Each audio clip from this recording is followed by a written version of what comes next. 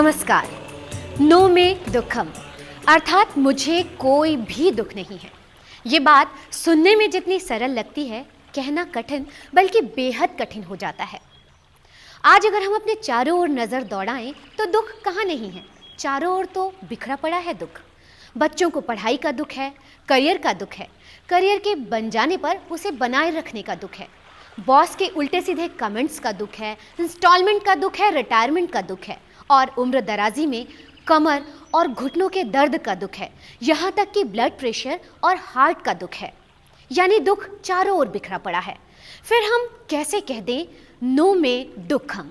यहाँ पर एक सवाल ये उठता है कि आखिर ये दुख है क्या?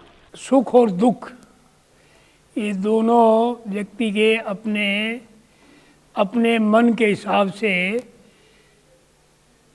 इनका विश्लेषण किया जाता है। जब व्यक्ति विधेयात्मक भाव में रहता है तो हर बात में वो प्राय सुख का अनुभव करता है, दुख में भी वो सुख निकालने की चेष्टा करता है।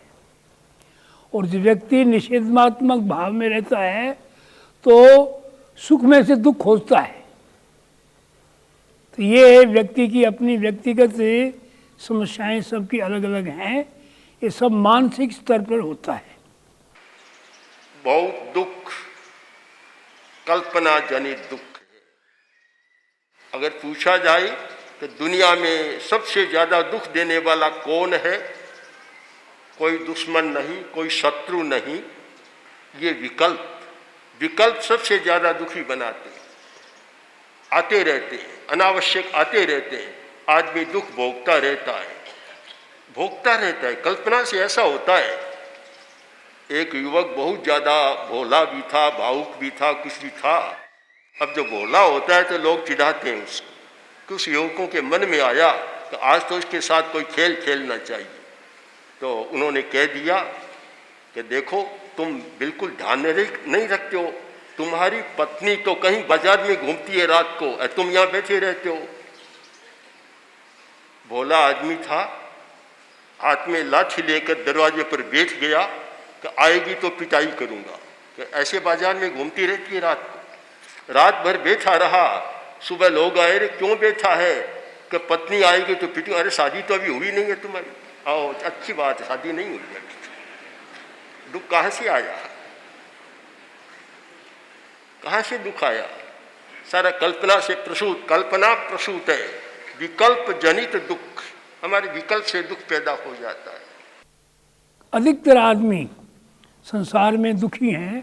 क्यों हैं? क्योंकि सब इच्छाओं और आकांक्षाओं के पीछे दौड़ रहे हैं।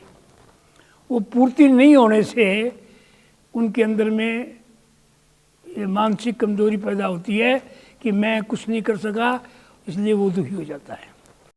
वैसे तो शारीरिक दुख है, रोग पैदा हो गया तो इसको शारीरिक दुख कहेंगे। मानसिक दुख है, बिना मतलब के चिंतन चलते रहते हैं, उसे दुखी करते रहते हैं। ऐसे भावनात्मक दुख हैं जो मतलब के दूसरों के प्रति मन में भाव पैदा करते रहते हैं। ये कैसे हो गया? वो ईर्ष्या, द्वेष, इसके द्वारा वो पैदा करते रहते हैं। तो ये 3 प्रकार के शारीरिक, मानसिक, भावनात्मक दुख उत्पन्न होने के मुख्य कारण होते हैं। जो जानकार नहीं है उन लोगों को दुख देता है। जो व्यक्ति इस बात को मान लेते हैं ये तो स्थितियां हैं, आती जाती रहती हैं, कभी भी एक जैसी स्थिति नहीं रहती। ये कभी नीचे, कभी ऊपर, कभी नीचे की ऊपर होती है। जो इस बात को समझ लेता है उस आदमी को कोई दुख सता नहीं सकता।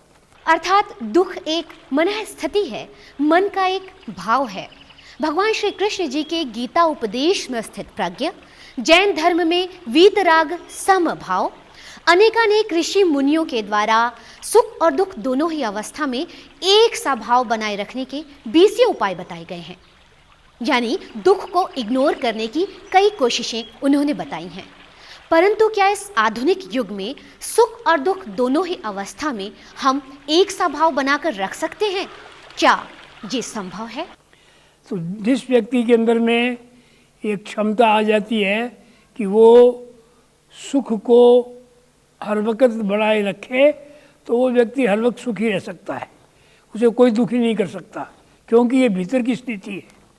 बाहर की स्थितियाँ उसको प्रभावित कर सकती हैं, लेकिन वो भीतर में स्ट्रांग होने से उसको कोई भी दुख को उसको दे नहीं सकता कोई। आधुनिकीकरण के इस दौर में ये हमारा स्वभाव बनता जा रहा है कि हम अपने दुखों के कारणों के निवारण के लिए पश्चिम के देशों की ओर रुख करते हैं। वे हमें अपने तथाकथित वैज्ञानिक आविष्कारों से हुई सामग्री और वस्तुएं खरीदने का सुझाव देते हैं और हम उसे खरीदकर आराम प्राप्त कर भी लेते हैं। मसलन लाख रुपए का नर्म बिस्तर हमें आराम तो दे सकता है, परंतु उसकी कीमत या किश्त चुकाने में हमारी नींदें नहीं उड़ जाती हैं। नींद की गोलियां हमारे शरीर को निश्चेष्ट करके हमें आराम तो दे सकती हैं, परंतु वास्तविक सुख जो हमारे मन और शरीर को मिलता है, क्या वो आराम से प्राप्त हो सकता है? नहीं ना। यही वजह है कि पश्चिम के लोग हमारे देश की ओर रुख कर रहे हैं। वास्तविक सुख की खोज में भारत केंद्र बिंदु बनता जा रहा है। I was also in a situation that I needed medical help, and then I started yoga. It was a recommendation of a doctor. And in yoga there was a meditation also, a short sequence. It was Hatha Yoga, a short sequence of 10 minutes meditation, and I didn't know how to do, and I asked always, how is the way to do meditation in the right manner? And they said, just sit down and close your eyes. But when I just sat down and closed my eyes, I didn't know what to do else. I came to India when I was 21, my first trip to India, and I was searching for a different reality because my European reality was not satisfying. Everybody was only after money and everywhere problems. And when I was young, I had the feeling people do the wrong things. So I was looking for the right things. I came to India two times.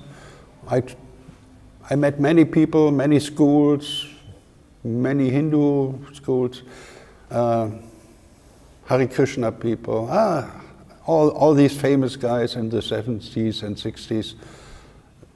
But I went back, I was more confused than before, because here people live from heart, in Europe people live from brain, from mind, and it's a conflict between East and West, and I had to find out what it's all about, what is the rules behind all that, what is the common sense of it, and I found out during my life. By profession I'm a doctor, a surgeon, and many years I working like a surgeon. Then time come when I stop this practice and change my profile. Reason, as a doctor I was not satisfied what we are doing, because have something extra what can be helping. But in medicine we are not using it, because it is the rule in medicine to use only what we have like proof by scientific way. ऐसा क्या है क्या हम सिर्फ हाड़ मांस का एक शरीर मात्र हैं? दुख तो सिर्फ हमारे शरीर और मन को प्रभावित करता है, किंतु सुख के लिए तो जतन करना पड़ेगा, जो कि जर्मनी की कार्ला और उनके पति क्रिस ग्रेडिस ने किया। Since I came one night in full moon 14 years ago in the year 2000, it was the new year 2000, it was a full moon night, and I had a vision. A cloud.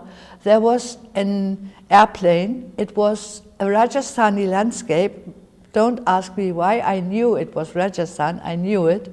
It were the colors of Rajasthan women's clothes, and also there was a small mountain with a temple on it. And I said to my husband, it was funny. I was in the kitchen just looking for something. I told him I had a vision.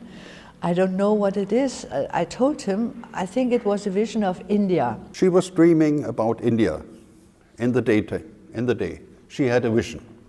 So I know a lot about vision. I had my own visions all my life long, and she said, unbelievable. I see a mountain, I see a desert.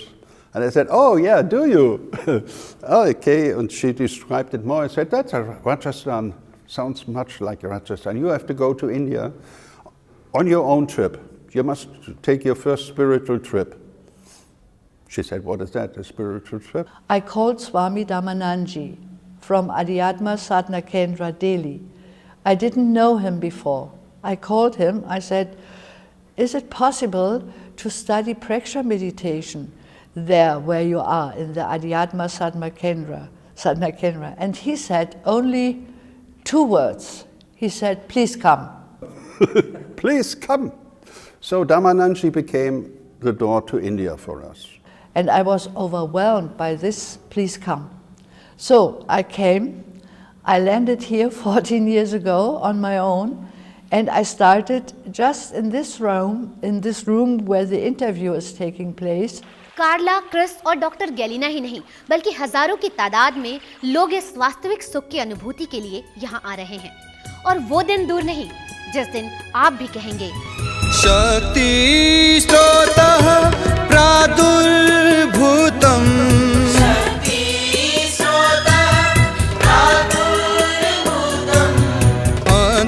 अंतःचक्षुः लब्धं लब्धम्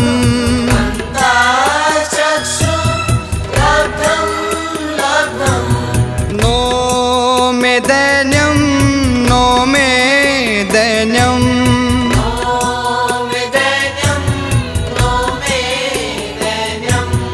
no मे रात्रि no मे रात्रि